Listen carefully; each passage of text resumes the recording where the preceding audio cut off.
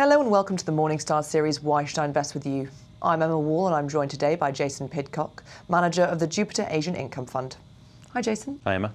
So there's been a lot of talk in your region of speciality about currencies at the moment. I suppose the first question to ask for investors is, how do currencies affect equity markets? They certainly do affect equity markets, especially if you're investing as a sterling-based investor. You've got to think about whether sterling will appreciate or depreciate against the currencies you're investing in. We are predominantly investing for sterling investors, so we have to think about the Asian currencies, and a lot are under pressure at the moment.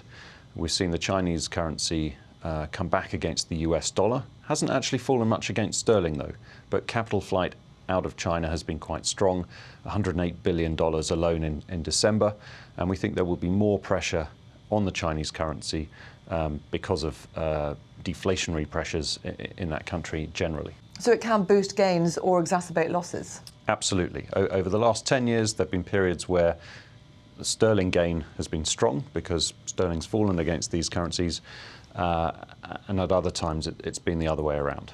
Our view is we don't do much hedging. We're just happy to take currency into account when thinking about the equities that we're considering.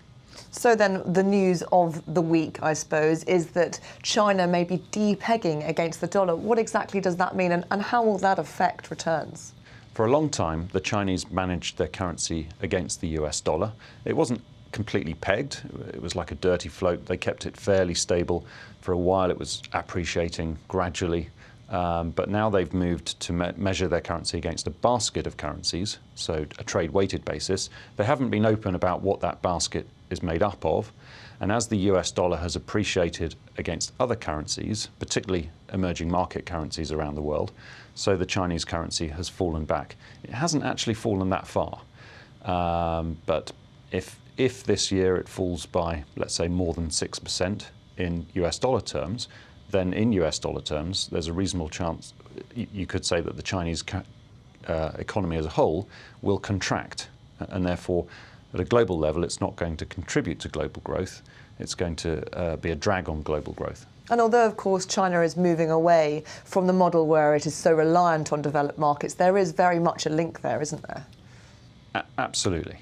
So China has been sucking in a lot of commodities over the last few years, boosting emerging markets. Demand for commodities has fallen back substantially as China's growth rate has slowed. That's likely to continue. We're going through the process of seeing the supply response to that. But for many emerging market countries who have had their growth rate pulled up by China, they're now seeing the flip side. Now, many Asian countries are net importers of commodities and will actually benefit from lower commodity prices. In fact, all of the countries that we invest in, bar Malaysia, are net importers of oil. So the fall in the oil price will help. It reduces input costs, but arguably the oil price has come down because demand generally is low.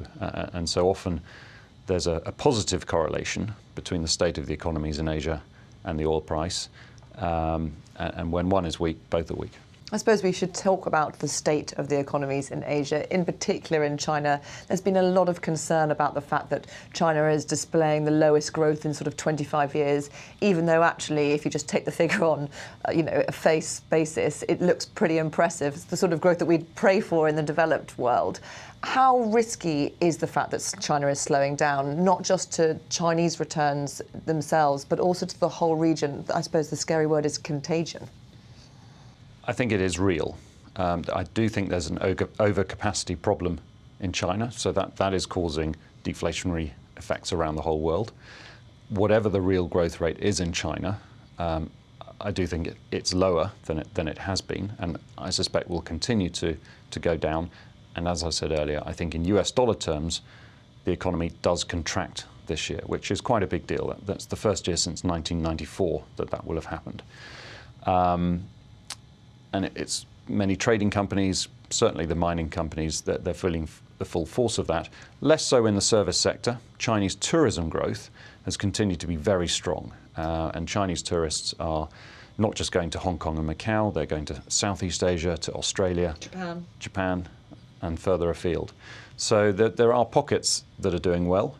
And China, it's an enormous economy by geographic size, and so there are some areas which are really suffering and some areas not so bad.